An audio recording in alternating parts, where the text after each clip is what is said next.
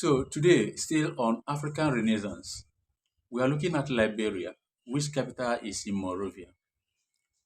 Liberia is the oldest African state with independence. It got independence in July, I think 26 July 1847.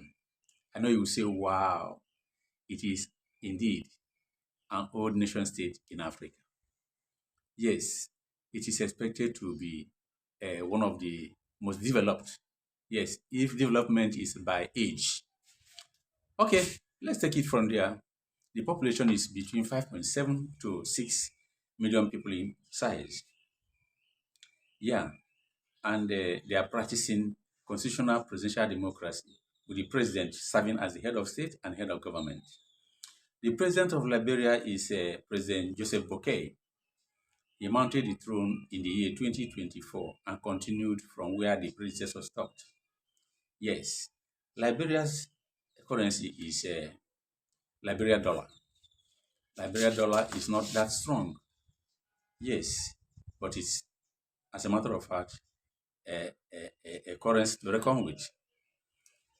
Liberia thrives on exploitation of solid minerals, gold, iron ore, uh, diamond. Then you come to agriculture, timber, rubber, etc., etc. All these things are exported in their raw state.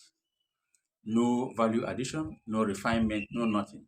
And Liberia imports almost everything consumable. Manufacturing is at zero level. Construction is at zero level too.